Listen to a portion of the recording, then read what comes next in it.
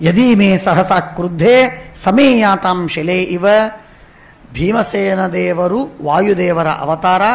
ವಾಯುದೇವರು ಜೀವೋತ್ತಮರು, ಅನಂತ ಜೀವರಾಶಿಗಳಿಗೆ ನಿಯಾಮಕರು, ಇಡೀ ಬ್ರಹ್ಮಾಂಡಕ್ಕೆ ಆಶ್ರಯರು ಎಂಬ ಪ್ರಧಾನವಾದ ತತ್ವವನ್ನು ತಿಳಿದುಕೊಳ್ಳುವುದಕ್ಕೆ ಇಡಿಯಾದ ಮಹಾಭಾರತದ ಅತಿ ಮಹತ್ವದ ಘಟ್ಟ ಅಂದರೆ ಈ 3 ಶ್ಲೋಕಗಳು.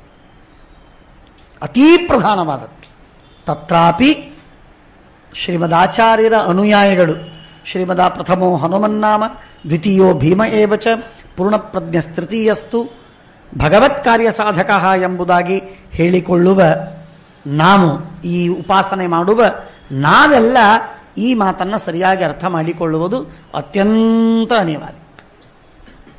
ಭೀಮಸೇನ ದೇವರು ಅಂದರೆ ವಾಯುದೇವರು. ವಾಯುದೇವರು ಅಂದರೆ ಅವರು ಬ್ರಹ್ಮಾಂಡವನ್ನು 2 ಹೋಳು ಮಾಡಿ ಅದರ ಜೊತೆಗೆ ಆಟವಾಡುವ, ತಾಳದಂತೆ ಕುಟ್ಟಿ ಹಾಕುವ, ಯುದ್ಧಕ್ಕೆ ಬಂದರೆ ಅದನ್ನು ಹಾಳುಗೆಡಿಸುವ ಮಹಾ ಸಾಮರ್ಥ್ಯದ ಅಪ್ರತಿಮ ಬಲ, ಅತುಲ ಬಲ, ವಿಕ್ರಮ ಭೀಮಸೇನ ದೇವರಿಗಿದೆ ಅಂತನ್ನುವುದು ಈ ಮಾತಿನಿಂದ ಬಹಳ ಬಹಳ ಸ್ಪಷ್ಟವಾಗಿ ನಮಗೆ ತೋರಿ ಬರ್ತದೆ.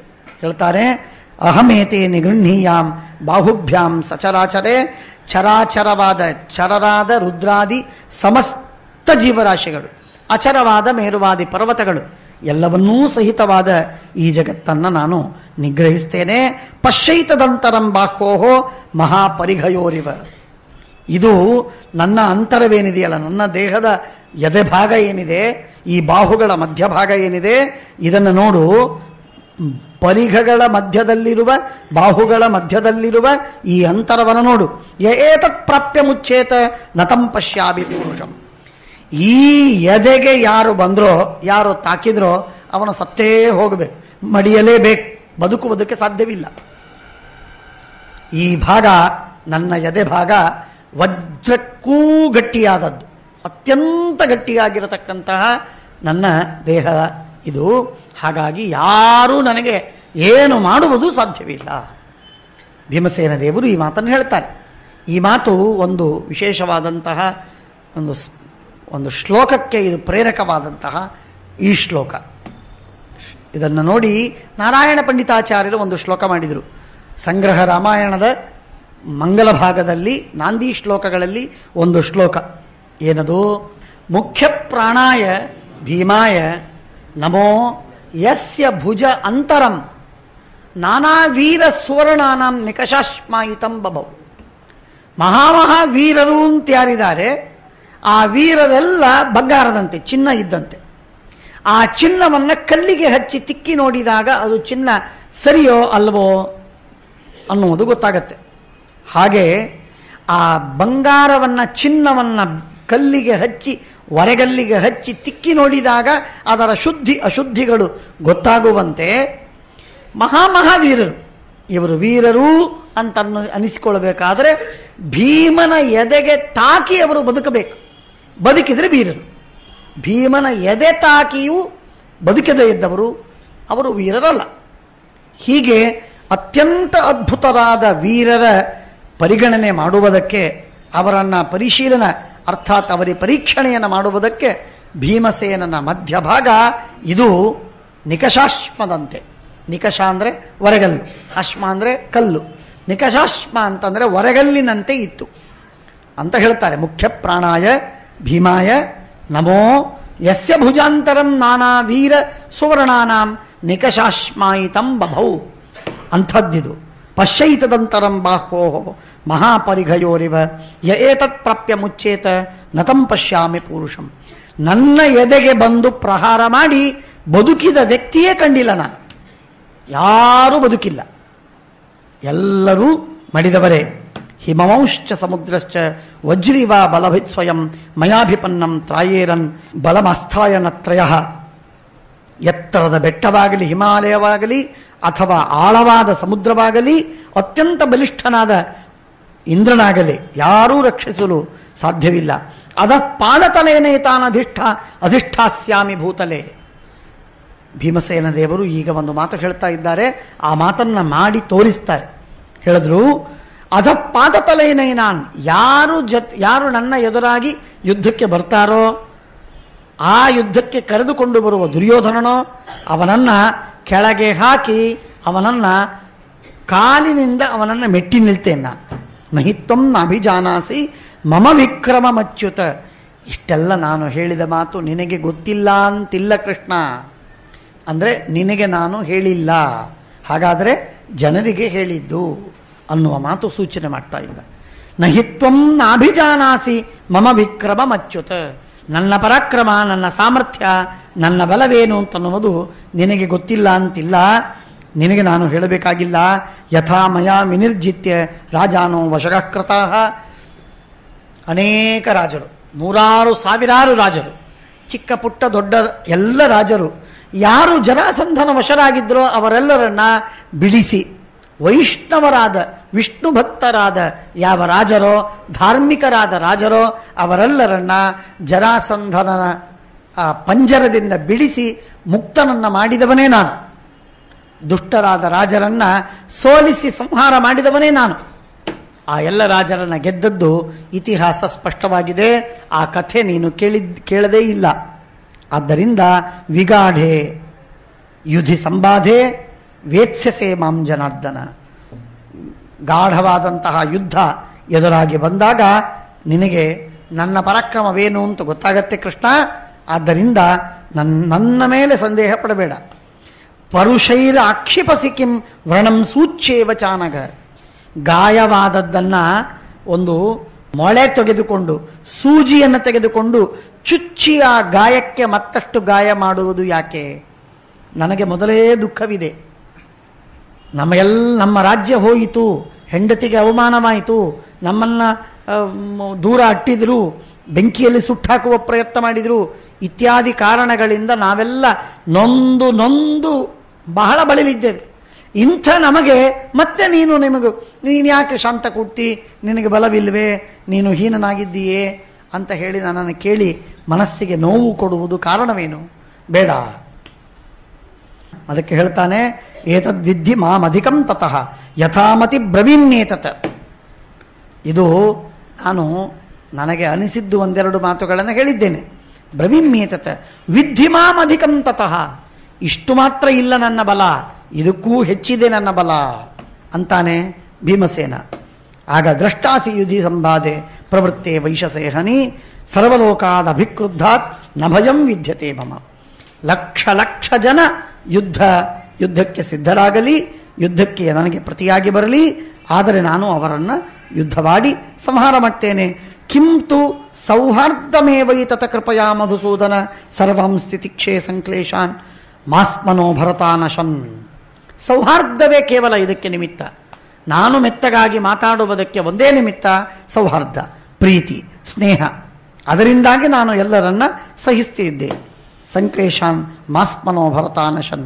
ಭರತರು, ಕೌರವರು, ಪಾಂಡವರು ಸಾಯುವುದು ಬೇಡ, ನಾಶವಾಗುವುದು ಬೇಡ ಅಂತನ್ನುವ ಕಾರಣಕ್ಕಾಗಿ ಈ ಒಳ್ಳೆಯ ಮಾತುಗಳನ್ನು, ಪ್ರೀತಿಯ ಮಾತುಗಳನ್ನು ಆಡಿದ್ದು ದುರ್ಬಲನಾದದ್ದಕ್ಕಾಗಿ ಅಲ್ಲ ಅಂತ ಭೀಮಸೇನ ಕೃಷ್ಣನಿಗೆ ಉತ್ತರವನ್ನು ಕೊಟ್ಟು ಮುಗಿಸಿದ. ಇಷ್ಟು ಉತ್ತರವನ್ನು ಕೊಟ್ಟರೆ ಆಗ ಕೃಷ್ಣ ಮತ್ತೆ ಹೇಳ್ತಾನೆ, ಮಾತಾಡ್ತಾನೆ ಕೃಷ್ಣ. ಶ್ರೀ ಭಗವಾನುವಾಚ ಭಾವಂ ಜಿಜ್ಞಾಸಮಾನೋಹಂ ಪ್ರಣಯಾತ್ ಇದಮಬ್ರುವಂ. ಭೀಮ, ಕೋಪಗೊಂಡಿಯ ನನ್ನ ಮೇಲೆ? ನಾನು ಪ್ರೀತಿಯಿಂದ ನಿನ್ನನ್ನು ಮಾತಾಡಿದೆ. ನಿನ್ನ ನಿಜವಾದ ಅಭಿಪ್ರಾಯವೇನು ಅನ್ನುವುದನ್ನು ತಿಳಿದುಕೊಳ್ಳುವುದಕ್ಕಾಗಿ ಅಲ್ಲ, ತಿಳಿಸಿಕೊಡುವುದಕ್ಕಾಗಿ. ನಿನ್ನ ಅಭಿಪ್ರಾಯವೇನು ಅಂತನ್ನುವುದು ಭಯದಿಂದ ನೀನು ಹೇಳಿದಿ ಯುದ್ಧ ಬೇಡ ಅಂತ. ಅದೇ ಮಾತನ್ನು ಹಾಗೇ ಕೇಳಿಕೊಂಡು ನಾನು ಹೋಗಿದ್ರೆ ಜನ ಏನು ತಿಳಿತಿದ್ರು? ಯುದ್ಧವಿಲ್ಲದಿದ್ದಾಗ ಹಾರಾಡಿ ಪರಾಕ್ರಮವನ್ನು ಮೆರೆದು ತೋರಿದ ಭೀಮ ಯುದ್ಧ ಬಂದಾಗ ಹೆದರಿದ, ಹಿಮ್ಮೆಟ್ಟಿದ, ಯುದ್ಧ ಮಾಡುವುದಕ್ಕೆ ತಯಾರಾಗಲಿಲ್ಲ ಅಂತ ನಿನ್ನ ಮೇಲೆ ಅಪವಾದ ಬರಬಹುದು. ಈ ಅಪವಾದ ಬರದಿರಲಿ ಅಂತನ್ನುವುದಕ್ಕಾಗಿ ನಾನು ನಿನ್ನನ್ನು ದೂಷಿಸಿದೆ. ಪ್ರೀತಿಯಿಂದ ನಾನು ಬೈದದ್ದು, ನಿಜವಾಗಿ ನಿನ್ನನ್ನು ತೆಗಳುವುದಕ್ಕಾಗಿ ಬೈದದ್ದಲ್ಲ. ಭಾವಂ ಜಿಜ್ಞಾಸಮಾನೋಹಂ ಪ್ರಣಯಾದಿತಮಬ್ರುವಂ ನಚಾಕ್ಷೇಪ. ಆಕ್ಷೇಪ ಮಾಡಿ ಅಲ್ಲ, ನಿಂದೆ ಮಾಡಿ ಅಲ್ಲ, ನ ಪಾಂಡಿತ್ಯ.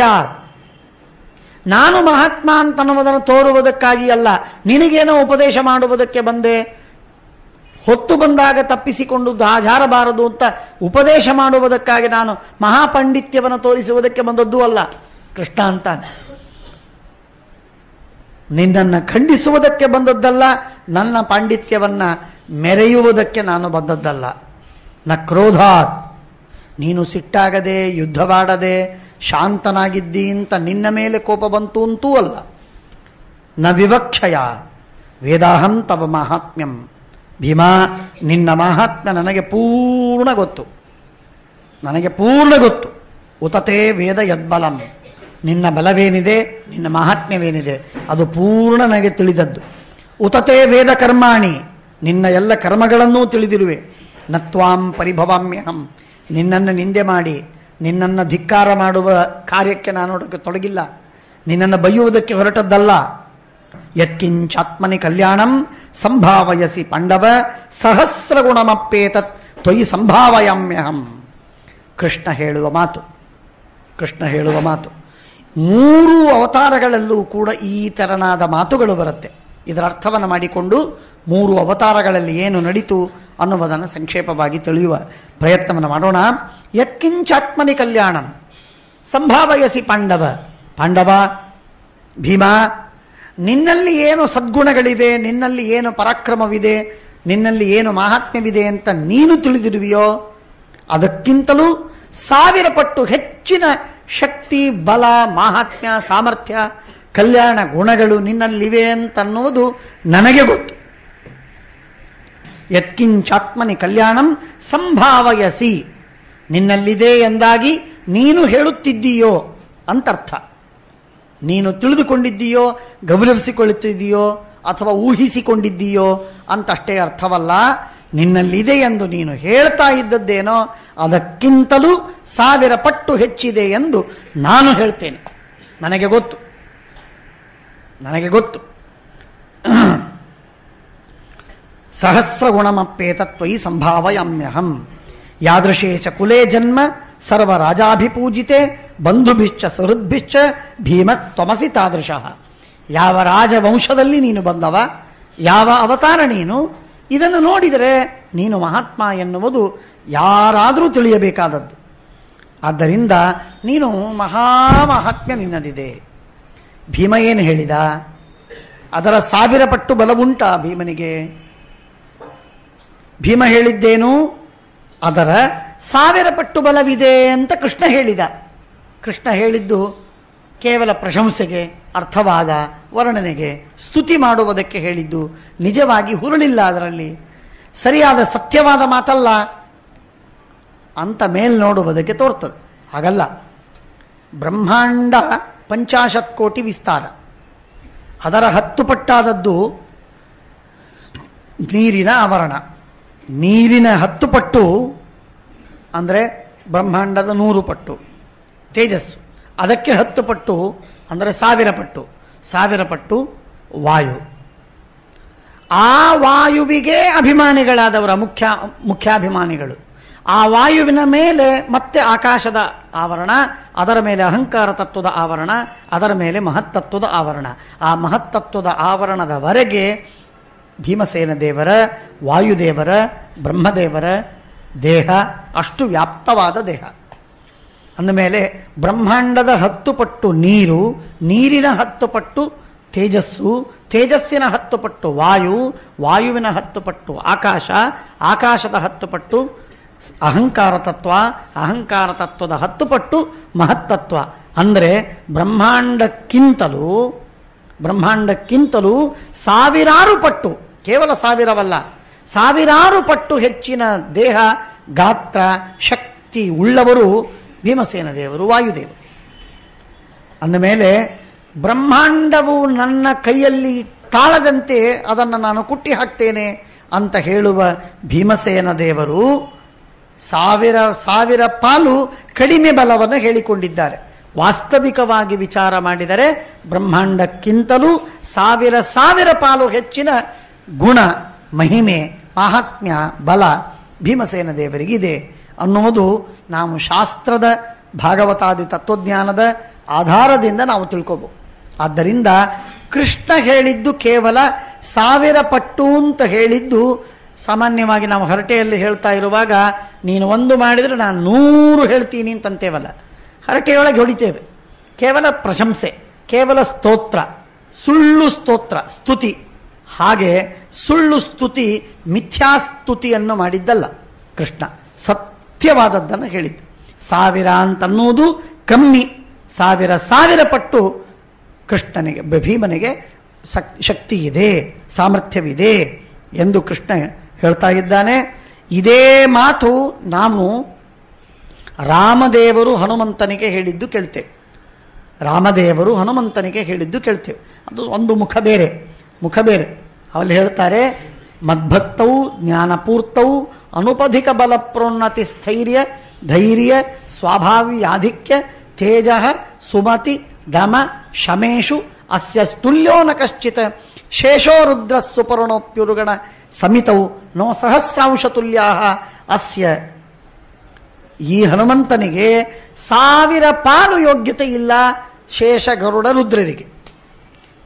ಖುದ್ದಾಗಿ ರಾಮದೇವರು ಪೀಠದಲ್ಲಿ ಆರೂಢನಾಗಿ ಪಟ್ಟಾಭಿಷೇಕವನ್ನು ಮಾಡಿಸಿಕೊಂಡು ಹನುಮಂತನನ್ನು ವರ್ಣನೆ ಮಾಡ್ತಾ ಇದ್ದ. ಎಲ್ಲರಿಗೆ ಹೇಳ್ತಾನೆ, ಮುಕ್ತಿ ಪ್ರದಾನಾತ್ ಪ್ರತಿಕರ್ತತಾಮೇ ಸರ್ವಸ್ಯ ಚಾಥೋ ಭವತಾಂ ಭವೇತ ಹನುಮತೋ ನ ಪ್ರತಿಕರ್ತತಾಮೇ. ಸುಗ್ರೀವ ಹಾಗೂ ಲಕ್ಷ್ಮಣ ಎಲ್ಲರೂ ಮಾಡಿದ ಉಪಕಾರವೇನಿದೆ ಆ ಉಪಕಾರವನ್ನ ನಾನು ತೀರಿಸಬಹುದು, ಒಂದೇ ಮಾತಿಗೆ ತೀರಿಸಬಹುದು. ಹೇಗೆ? ಮೋಕ್ಷವನ್ನು ಕೊಟ್ಟಾದರೆ ನಿಮ್ಮೆಲ್ಲರ ಉಪಕಾರವನ್ನು ನಾನು ತೀರಿಸಿದಂತಾಯ್ತು. ಒಂದೇ ಮೋಕ್ಷವನ್ನು ಕೊಟ್ಟರೆ ಸಾಕು. ನಾನು ನಿಮ್ಮೆಲ್ಲರ ಉಪಕಾರ ಎಷ್ಟು ಸೇವೆ ಮಾಡಿದ್ದೀರಿ, ಲಕ್ಷ್ಮಣ ಮಾಡಿದ್ದಾನೆ, ಸುಗ್ರೀವ ಮಾಡಿದ್ದಾನೆ, ಇನ್ನಿತರರು ಮಾಡಿದ್ದಾರೆ, ಆ ಎಲ್ಲ ಸೇವೆಯನ್ನು ನಾನು ತೀರಿಸಬಹುದು. ಮುಕ್ತಿ ಪ್ರದಾನಾತ್ ಪ್ರತಿಕರ್ತತಾಮೆ ಸರ್ವಸ್ಯ ಚಾಥೋ ಭವತಾಂ ಭವೇತ. ಆದರೆ ಹನುಪತೋ ನ ಪ್ರತಿಕರ್ತತ. ಮೋಕ್ಷ ಕೊಟ್ಟ ಮಾತ್ರಕ್ಕೆ ಹನುಮಂತ ದೇವರಿಗೆ ನಾನು ಪೂರ್ಣ ಉಪಕಾರ ಮಾಡಿದಂತೆ ಆಗುವುದಿಲ್ಲ, ಪ್ರತ್ಯುಪಕಾರ ಮಾಡಿದಂತಾಗುವುದಿಲ್ಲ. ಹೇಳುವ ಮಾತು ಯಾರು ಹೇಳುವ ಮಾತಿದು? ದೇವರು.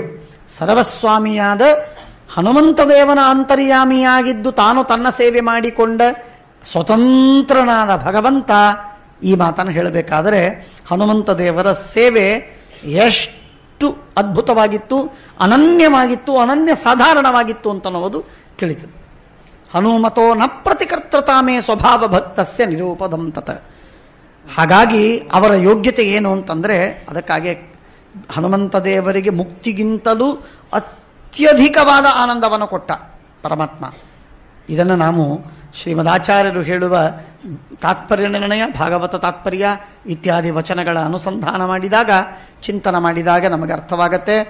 ಭಗವಂತ ಹನುಮಂತನಿಗೆ ಕೊಟ್ಟದ್ದು ಅಷ್ಟು ಇಷ್ಟು ಅಂತಲ್ಲ, ಅತ್ಯಧಿಕ ಊಹಾತೀತವಾದದ್ದನ್ನೆಲ್ಲ ಕೊಟ್ಟಿದ್ದಾನೆ. ತಾನು ಮಾಡಿದ ಎಲ್ಲ ಕರ್ಮಗಳಲ್ಲಿ ಅವನಿಗೆ ಪಾಲು ಕೊಟ್ಟ, ತಾನು ಭೋಗಿಸುವ ಕರ್ಮದ ಎಲ್ಲ ಭೋಗಗಳನ್ನು ಅವನಿಗೆ ಕೊಟ್ಟ, ಮೋಕ್ಷದಲ್ಲಿ ಮುಕ್ತರನ್ನೆಲ್ಲರನ್ನ ನಿಯಮನ ಮಾಡುವ ಶಕ್ತಿಯನ್ನು ಕೊಟ್ಟ. ಅತ್ಯದ್ಭುತವಾದಂಥದ್ದು. ಆಧಿಕಾರಿಕ ಮಂಡಲಸ್ಥೋಕ್ತೆ ಅಂತ ಸೂತ್ರದಲ್ಲಿ ಹೇಳಿದ ತತ್ವ, ಅದನ್ನು ಶ್ರೀಕೃಷ್ಣ ರಾಮದೇವರು ಹನುಮಂತ ದೇವರಿಗೆ ಒದಗಿಸಿದ್ದು. ಆದ್ದರಿಂದ ಆ ಮಾತನ್ನು ನಾವಲ್ಲಿ ಕೇಳ್ತೇವೆ. ಇದೇ ಮಾತು ಮಧ್ವಾಚಾರ್ಯರು ಗೀತಾಭಾಷ್ಯವನ್ನು ಬರೆದು ಬದರಿಕಾಶ್ರಮಕ್ಕೆ ಹೋಗಿ ಗೀತಾಭಾಷ್ಯವನ್ನು ಅನುವಾದ ಮಾಡಿದಾಗ ಪ್ರತಿಮೆಯ ಅಂತರ್ಯಾಮಿಯಾದ ನಾರಾಯಣ ಅರ್ಚಾಸನ್ನಿಷಣ್ಣ ವಪುಷಃ, ಪ್ರತಿಮೆಯ ನಾರಾಯಣ ಪ್ರತಿಮೆಯಲ್ಲಿ ಸನ್ನಿಹಿತನಾದ ಪರಮಾತ್ಮ ಕೈ ತಟ್ಟಿ ಭೂಮಿಗೆ ಆಸ್ಫಾಲನವನ್ನು ಮಾಡಿ ಭೇಷ್ ಭೇಷ್ ಅನ್ನುವಂತೆ ಭೂಮಿಯನ್ನು ತಟ್ಟಿ ಶ್ರೀಮದಾಚಾರ್ಯರ ಭಾಷ್ಯವನ್ನು ಶ್ರವಣ ಮಾಡಿದ. ಇನ್ನೊಂದು ಬಾರಿ ಅಂತ 2 ಬಾರಿ ಭಾಷ್ಯವನ್ನು, ಗೀತಾಭಾಷ್ಯವನ್ನು ಅನುವಾದ ಮಾಡಿಸಿಕೊಂಡು ಕೇಳಿದ. ಆಗ ಶ್ರೀಮದಾಚಾರ್ಯರು ಒಂದು ಶ್ಲೋಕವನ್ನು ಬರೆದಿದ್ದು, ದೇವಂ ನಾರಾಯಣಂ ನತ್ವಾ ಸರ್ವದೋಷ ವಿವರ್ಜಿತಂ ಪರಿಪೂರ್ಣಂ ಗುರುಶ್ಚಾಂಗೀತಾರ್ಥಂ ವಕ್ಷ್ಯಾಮಿ ಶಕ್ತಿತಃ. ನನ್ನ ಶಕ್ತಿ ಇದ್ದಷ್ಟು ಗೀತೆಯ ಅರ್ಥವನ್ನು ಹೇಳ್ತೇನೆ ಅಂತ ಶ್ರೀಮದಾಚಾರ್ಯರು ಶಕ್ತಿತಃ ಅಂತನ್ನುವ ಶಬ್ದವನ್ನಿಟ್ಟು ಶ್ಲೋಕವನ್ನು ರಚನೆ ಮಾಡಿದ್ರು. ಹೀಗೆ ರಚನೆ ಮಾಡಿದರೆ ನಾರಾಯಣ ಹೇಳ್ತಾನೆ, ಹಾಗಲ್ಲ, ತೇನ ತತ್ ಪ್ರವಚನೆ ವಿಹಿತೇಲಂ ಶುಶ್ರುವ ಪ್ರಶಯಿತ ಅಪಿ ಶಿಷ್ಯ. ಅಲ್ಲಿ ಹೇಳ್ತಾನೆ, ನ ಯದಾರ್ಥ ಸಮಸ್ತಂ, ಈ ಗೀತೆಯ ಅರ್ಥ ಏನಿದೆ ಇದು ನಿನಗೆ, ಗೀತೆಗೆ ನೀನು ಹೇಳಿದ ಅರ್ಥ ಬಹಳ ತುಣುಕು, ಸಣ್ಣ ಅರ್ಥವನ್ನು ಹೇಳಿದ್ದಿ. ಗೀತೆಗೆ ಇದ್ದ ಅರ್ಥ ಅನಂತ ಅಪಾರವಾದ ಅರ್ಥ ರಾಶಿ ಇದೆ. ಅಷ್ಟೆಲ್ಲ ಅರ್ಥವನ್ನು ನೀನು ತಿಳಿದಿರುವಿ, ಅಷ್ಟೆಲ್ಲ ಅರ್ಥವನ್ನು ಇಲ್ಲಿ ಹೇಳಿಲ್ಲ. ಆದ್ದರಿಂದ ನೀನು ನಿನ್ನ ಶಕ್ತಿ ಇದ್ದಷ್ಟು ಅರ್ಥ ಹೇಳಿದ್ದಿ ಅಂತ ಅಲ್ಲ, ನೀನು ಹೇಳಿದ್ದು ಬಹಳ ಸ್ವಲ್ಪ, ತಿಳಿದದ್ದು ಅಪಾರ. ಆದ್ದರಿಂದ ಇಲ್ಲಿ ಶಕ್ತಿತಃ ಎಂಬ ಪದವನ್ನು ಇಡಬೇಡ, ಲೇಷತಃ ಸ್ವಲ್ಪವೇ ಹೇಳಿದ್ದೇನೆ ಅಂತ ಬರೀ ಅಂತ. ಮೊಟ್ಟ ಮೊದಲಿನ ಗ್ರಂಥಕ್ಕೆ ಶ್ರೀಮದಾಚಾರ್ಯರು ರಚನೆ ಮಾಡಿದ ಮೊಟ್ಟ ಮೊದಲಿನ ಗ್ರಂಥ ಗೀತಾಭಾಷ್ಯ. ಆ ಗೀತಾಭಾಷ್ಯಕ್ಕೆ ಶ್ರೀಕೃಷ್ಣ ಪರಮಾತ್ಮ ಈ ರೀತಿಯಾಗಿ ಮಾತನ್ನ ಹೇಳಿಬಿಟ್ಟ. ಹಾಗಾಗಿ ಅದೇ ಮಾತು ಎಲ್ಲ ಗ್ರಂಥಗಳಿಗೂ ಅನ್ವಯಿಸುವಂತಹದ್ದು, ಎಲ್ಲ ಕಡೆಗೂ ಅನ್ವಯಿಸುವ ಮಾತು ಲೇಷತಃ. ಅನುವ್ಯಾಖ್ಯಾನವನ್ನೇ ಬರೆದಿರಲಿ, ಬ್ರಹ್ಮಸೂತ್ರ ಭಾಷ್ಯವನ್ನೇ ಬರೆದಿರಲಿ, ಗೀತಾಭಾಷ್ಯ, ಭಾಗವತ ತಾತ್ಪರ್ಯ, ತಾತ್ಪರ್ಯ ನಿರ್ಣಯ, ಋಗ್ಭಾಷ್ಯ ಇತ್ಯಾದಿ ಯಾವುದೇ ಗ್ರಂಥ ಬರೆದಿರಲಿ, ಶ್ರೀಮದಾಚಾರ್ಯರು ಕೇವಲ ತಮ್ಮ ಜ್ಞಾನದ ಕೋಟ್ಯಂಶದವನ್ನ ಮಾತ್ರ ಜಗತ್ತಿಗೆ ತೋರಿಕೊಟ್ಟಿದ್ದಾರೆ ಸಣ್ಣ ಭಾಷ್ಯದಲ್ಲಿ. ಇದೇ ದೊಡ್ಡ ಸಾಗರದಂತೆ ಇದೆ, ಮಹಾಸಾಗರದಂತೆ ನಿಂತದ್ದು. ತತ್ವಪ್ರದೀಪಿಕಾಚಾರ್ಯರು ಹೇಳ್ತಾರೆ, ತ್ರಿವಿಕ್ರಮ ಪಂಡಿತಾಚಾರ್ಯರು, ಲೇಷೇಣ ಉದ್ಭಾಸಿತಾಂಶಾಂ ಭುವಿ ಮನುಜಮತಿಂ ವೀಕ್ಷ್ಯ. ಮನುಷ್ಯರ ಬುದ್ಧಿ ಅಲ್ಪವಾಗಿದೆ ಅಂತನ್ನುವುದನ್ನು ಕಂಡು ಶ್ರೀಮದಾಚಾರ್ಯರು ತನ್ನ ಬುದ್ಧಿಯ, ತನ್ನ ಶಕ್ತಿಯ, ತನ್ನ ಜ್ಞಾನದ ಅತ್ಯಂತ ಸಣ್ಣ ಭಾಗವನ್ನು ಮಾತ್ರ ತಮ್ಮ ಗ್ರಂಥದಲ್ಲಿ ಪ್ರಕಟಗೊಳಿಸಿದ್ದಾರೆ, ಹೆಚ್ಚಿನ ಮಾತನ್ನು ಪ್ರಕಟ ಮಾಡಿಲ್ಲ ಅನ್ನುವುದಾಗಿ ಹೇಳ್ತಾರೆ. ಇದರಿಂದ ನಮಗೆ ಮತ್ತೆ ಗೊತ್ತಾಗತ್ತೆ, ಶ್ರೀಮದಾಚಾರ್ಯರು ಹೇಳಿದ್ದು ತೋರಿದ್ದು ಸ್ವಲ್ಪ, ಇದ್ದದ್ದು ಬಹಳ ಜಾಸ್ತಿ.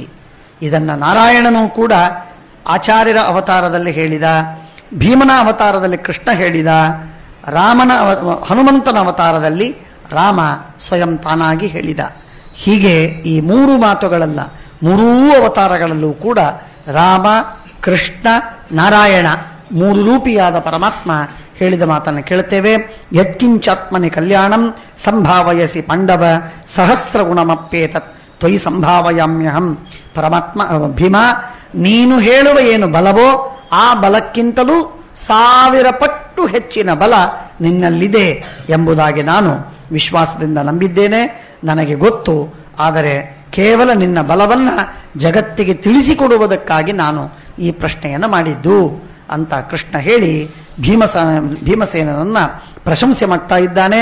ಭೀಮಸೇನನನ್ನ ಸಮಗ್ರವಾದ ಭಾರ ನಿನ್ನ ಮೇಲಿದೆ ಅಂತ ಕೃಷ್ಣ ಭೀಮಸೇನನಿಗೆ ಹೇಳ್ತಾ ಇದ್ದಾನೆ. ಶ್ರೀಕೃಷ್ಣಾರ್ಪಣಮಸ್ತು.